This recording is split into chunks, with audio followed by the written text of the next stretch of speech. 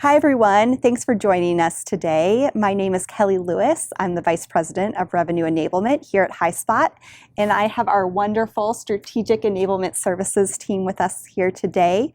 I'd love if they could do quick introductions. Steve, you want to kick us off? Sure. So I'm Steve Hallowell. I lead the team here. I'm Jim Jones. I'm a principal consultant on the Strategic Enablement Services team. And hi, I'm Kara Mangan, and I'm also a principal consultant on the Strategic Enablement Services team. Welcome. Thanks for joining me today. So with that, Steve, first question's for you. You talk to our clients every day. What are you hearing? What's changing in the world of enablement? You know, Kelly, one of the biggest things I hear is what's changing in their businesses. And almost everybody I speak with is dealing with some significant change in their business. Sure, COVID has been a driver of change, but even underneath that, everybody I talk to is trying to sell value more. They're trying to move away from product selling. They're trying to sell solutions. They're looking for more and more from their sales organizations. And it's a challenge for everybody to figure out how to actually deliver that vision.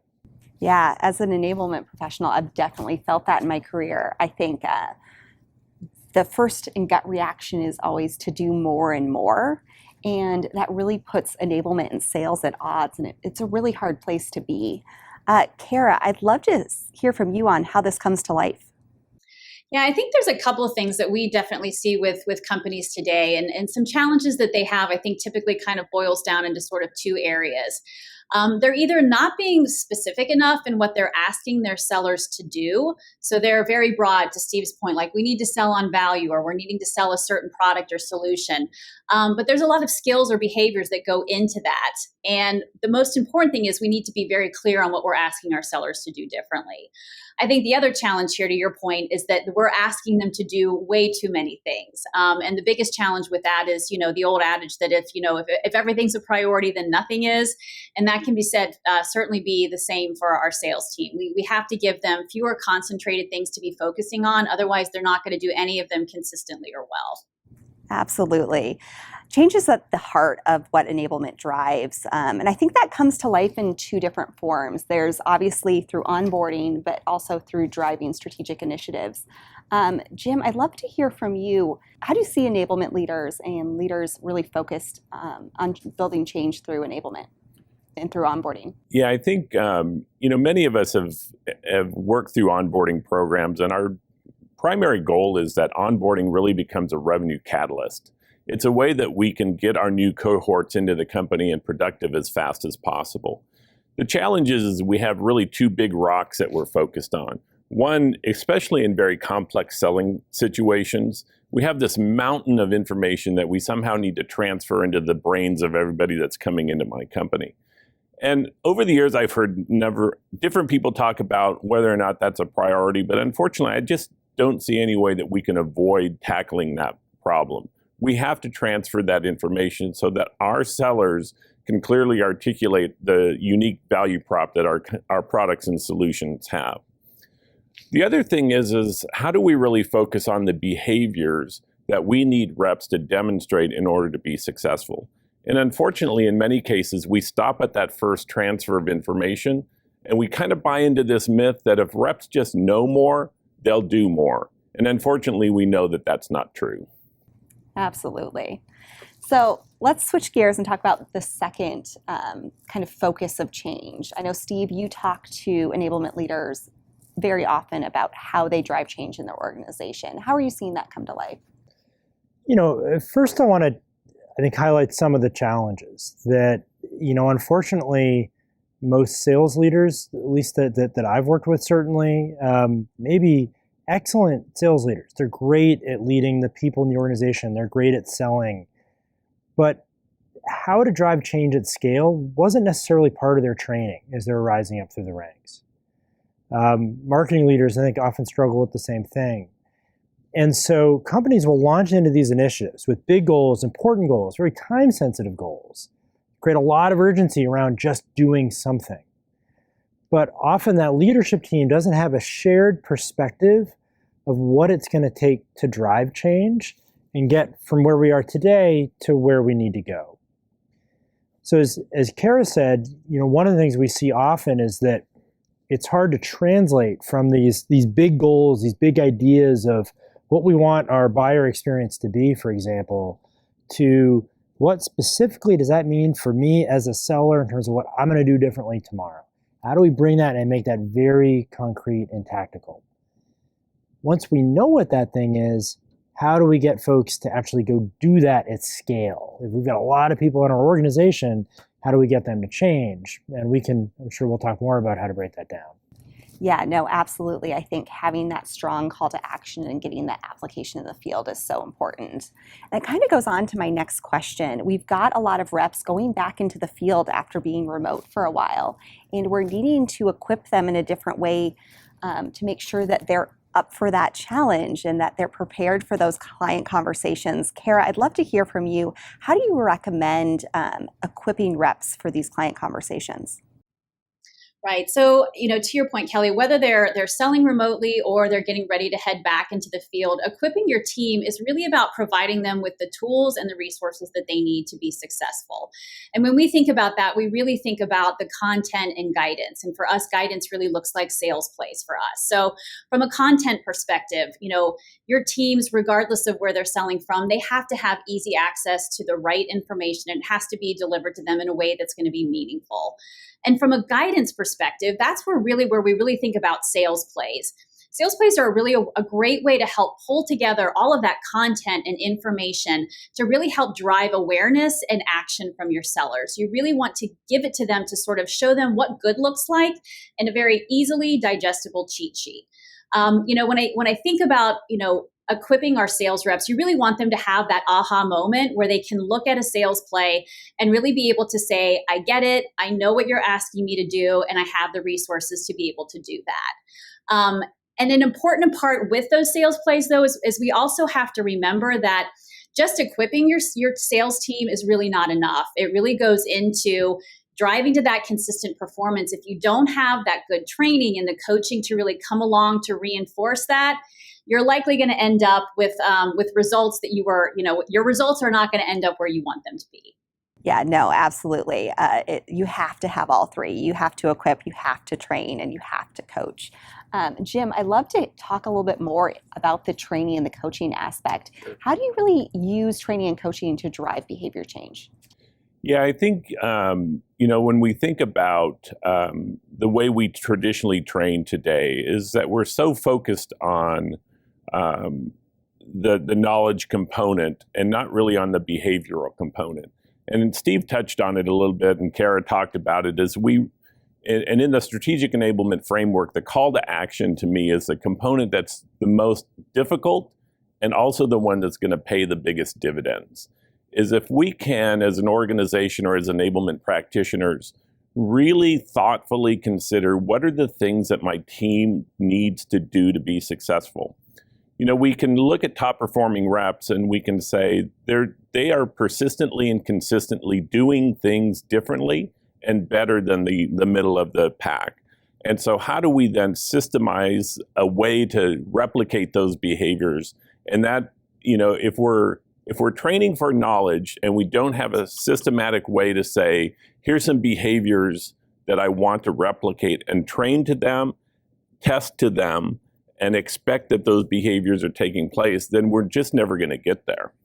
Yeah, Jim, as you're talking, I'm thinking back to your comments about onboarding, where onboarding is like the example, kind of bad onboarding, sort of the example of the worst case of what you're talking about, whereas you said it's all about knowledge versus the best programs that I've seen. We're really focused on how do people come out of here and go do something tomorrow that's going to matter. Is that how you think about it? Yeah, completely. We've talked about the 80-20 rule in sales for so many years. You would think we would find a way to figure that out, right? But unfortunately, because our training programs haven't really evolved to the modern sales expectations, we just keep reliving that myth over and over again. It's a Groundhog's Day of experience where we just keep seeing top performers stay at the top, low performers stay at the bottom, middle performers stay in the middle. If we start to think about how do I really, we talk about moving the middle, right? How do we move that middle? And it's really through carefully thinking about those replicatable behaviors. We'll never get out of having to train for knowledge. It's part of the industry that we live in. But if we can start to figure out how we catalyze those behaviors, we'll see better results. I think something that my team's been talking a lot about, we're actually working on revamping and looking at elevating our onboarding program here at HighSpot. And when I think about it, we're really focused on they're not going to remember everything that we're training to. And so there has to be this concept of just-in-time information. How do you see that coming to life? Yeah, I think over the years we've talked about just-in-time training in a lot of different ways. But for me, I think that there are two primary use cases for just-in-time training. One of them is, how do I reinforce a concept that I've introduced earlier? So we know the human brain learns better when we can associate it to something we're already familiar with. So for me, just-in-time training might look like, how do I drop a little training video into a sales play that reinforces a concept I taught them in training, in onboarding or product training, so they can have that, oh yeah, I remember what that was about. So now that just-in-time prompt helps them build on a broader base of knowledge. The second one I kind of look at as the YouTube approach, right? There are so many things that we ask sales reps to do, but some of them we only need to do 2 or 3 times, right? So maybe things like, how do I do an exception quote in my CPQ? We can waste a lot of bandwidth on onboarding, teaching them to do these things that maybe they'll do 3 times a year. Why not just take a little video? I mean, when I try to fix something at home that I can't remember how to go do it, I fire up YouTube, right? And say, how do I fix the sink? Or how do I fix it? And same thing with reps. If we can give them the resources to immediately figure out how to do that, then, it's a win for everybody. As I'm listening to this, I'm thinking again about this distinction between, Kara, what you were saying of this sales play as this kind of quick reference guide. I'm using it in the moment when I'm doing something versus training, which is going to be more in-depth, more intentional, but I'm probably not going to go back to it. I think you've got a quote you talk about a lot with that, Jim, of... Yeah, one of the things I ask training leaders is, what is the number most closely associated with the number of times a rep will go back and take a training a second time because they've forgotten everything they've learned the first time? Well, that number is probably statistically as close to 0 as you can get. But if I can reinforce that in a just-in-time modality with a little video or a little prompt in a playbook or on a product sheet, then I can leverage the learning that I've done in the past forward into the day-to-day life of that sales rep. Well, it's so interesting because I think we tend to think about, training in this bucket, and the training happens in our learning management system and it's formal and it's a course. And yet, I think it's interesting watching these other approaches to helping people learn that don't actually look like training, in the way they're delivered. Yeah, 100%. I mean, we all know that we lose roughly 80 to 90% of what we learn in formal learning over a course of a very short amount of time. And as enablement professionals, our job really is to understand what those big ideas and core tasks are, and then reinforce those throughout my entire enablement stack, right? How do I get those reps to see things, remember things, and act on things in a way that's more just in time? One thing we talk about a lot, and I think we all get questions from, is as an enablement leader, how do I show success? How do I know what I'm doing is working? Steve, how do you answer that question when you get that question? What I really try to come back to is, well, what's the thing I've asked my sellers to do, and are they doing it?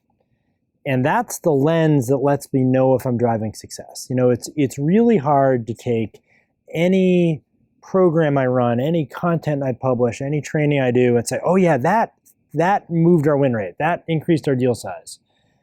But if I say the purpose of that program, or the purpose of that training, or the purpose of that sales play was to help people get better at discovery, and especially discovery, we want them to get a better understanding of a customer's business challenges early in a sales cycle.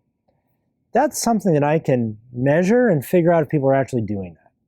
And if they are doing it, and I can document an increase in people doing that, and I see some correlation to my win rates are increasing or my deal size is increasing, I've probably got a pretty good claim that this thing I was doing actually is moving the needle. What I think is is tricky for folks is when they don't close the loop between, when they're living in the world, as Jim was talking about, that it's just knowledge. And I don't really know what people are supposed to do with that. And I can't then tell if they're actually doing that in the real world. Now my outcomes get really, really fuzzy. But if I can know that my enablement program is supporting people doing something, and I can figure out if they're doing that thing, I've got a much stronger case to make now that people are doing the thing that we and sales leadership agreed they should be. We see our metrics going in the right direction. It's not a big leap to say we're playing a big role in that. Yeah, I love that you focused on the alignment right up front. That's so important so that you can show results at the end. So key. So I think we've talked about how you equip reps. We've talked about how you train and you coach reps. We've talked about how you analyze to make sure that you're being successful. It really comes down to making sure that we have a programmatic approach, that we almost have an enablement playbook on how we run things. I'd love for you to briefly talk to us about the strategic enablement framework and what that is and how you talk about that with our clients. Yeah, so strategic enablement framework is something that many of us here at HighSpot have been working on for quite some time to put together.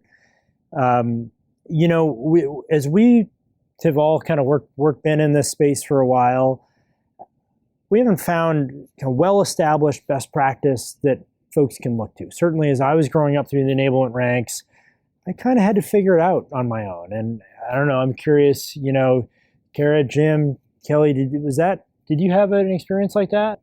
Oh yeah, I think we're consistently trying to reinvent the process every time we go to a new opportunity or a new engagement. It's like trying to reinvent the wheel over again based on the challenges that are immediately before us.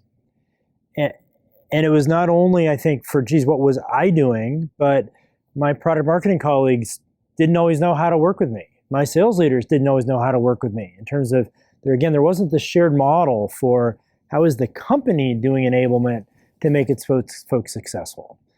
And I think in the world of sales, you look at things like sales methodologies. We all have our favorite ones out there.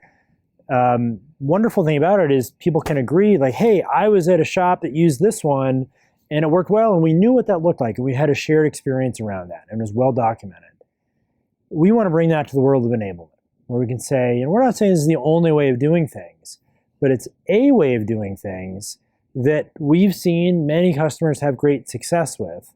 We're doing our best to codify it, write it down, and use it to help enable not only the enablers, but also the folks around them that are all responsible for driving revenue outcomes for our companies. Yeah, I know it's been amazing for my team as we've adopted kind of this programmatic approach. Kara, I know that you talk to our customers a lot about the strategic enablement framework. What's the biggest light bulb moment you've had as you've had these conversations? Yeah, I think, for sure there's two times, in those conversations that you kind of see that light bulb click on. And the first one is when we really talk about the idea of that you really do have to start with a strong call to action. It is just absolutely critical that, we really can't ask our sellers to change if we're not being clear with them on exactly what we need them to go and do. And trust me, that work is not easy. It is something I think that teams often struggle with. They want to go broad. And when you really start to kind of peel back the layers of that onion to really identify what is the challenge that we're really trying to solve for these sellers to really drive to those business outcomes we're looking for, it's hard work. But it's very, very important to get that step right and to not skip over it.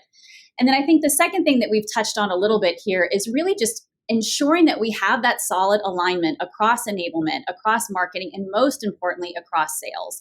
I think one of the biggest missteps that I've seen, companies take is they want to go out there and talk about the change that they need their sellers to undertake, but they're not pulling sales into that conversation so that they have a voice in that discussion. And they're getting that critical feedback, not just from the sales leadership team, but from the team that's out there kind of, in the grind day to day, having those kinds of conversations. It's just really important to make sure that you've got that cross-functional alignment, because strategic enablement it's not one team's responsibility. It is definitely a company, a cross-functional responsibility. Yeah, definitely a team sport, that's for sure. Jim, how about you? Yeah, I think for me, the thing that I really love is the systems thinking that goes into the way the framework plays out. Oftentimes strategic initiatives land in enablement kind of out of the blue sometimes. I mean, that never happens, right? Never. And so we can be very reactive in those moments. I remember at a company, we had acquired another company, and all of a sudden we had a strategic initiative to just propel a new product into our selling stream. And the thing I love about the framework is it gives me kind of a pre-flight checklist. I can actually start while the plane's on the ground and say, what are the hard questions I need to ask? What are the eventualities that I need to prepare for? So that when I'm in flight with that, I'm anticipating things that are not going to derail or disrupt my initiative mid-flight, right? So the strategic enablement framework gives me a way as a leader to say, how am I going to address each step along the way so that I can drive the type of business outcomes that I need to drive without getting derailed somewhere in the middle? And it's interesting because I don't think there's anything in the framework that most enablement folks look at and say, whoa, I've never thought of it that way before. But to the pre-flight checklist are things that are easy to skip over, easy to minimize, easy to maybe not pay their due. And as a result, we don't always get the outcomes that we want. And so I think it's a helpful reminder of where do I need to focus to make sure I really do get that outcome that I'm trying to get. And the great thing is that the more you do that, you'll actually begin to identify the red flags earlier in the process so you can anticipate and react to them ahead of the time before it becomes a disaster. Yeah, looking around corners is key. Exactly. I would just add just one quick point on top of that too, is that having that framework, it helps you identify the areas where your process is working really well, but it also gives you that roadmap to understand when things aren't going well. Where can I go back? Where are the places that I can step into? And without having some kind of framework to help guide you through that, you may be spending a lot of time, trying to lift up different rocks and not finding exactly what you're looking for. So I love that element of it, that it does give you that roadmap. It gives you something to really help you assess what's working, what's not working, and where to start figuring things out. I think what I've really enjoyed about the strategic enablement framework is that individuals who are just starting off in enablement, it's a great guide for them, but it's also great for individuals who have spent their career in enablement and are really looking to set that playbook down and communicate to their other collaboratively on how they want to work and how this should look and what the best steps are so that there's a really solid foundation. It kind of goes both ways. And all I can say is thank you to all of you, because it's definitely something that's been sorely needed in the enablement space. Well, we have covered a lot of ground today.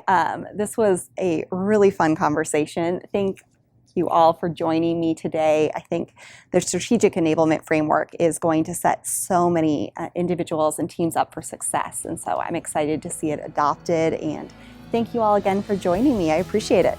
If you'd like to learn more about the strategic enablement framework, we'll drop that link into the chat. And of course, we'd love to have you join us at HighSpot Discover this June.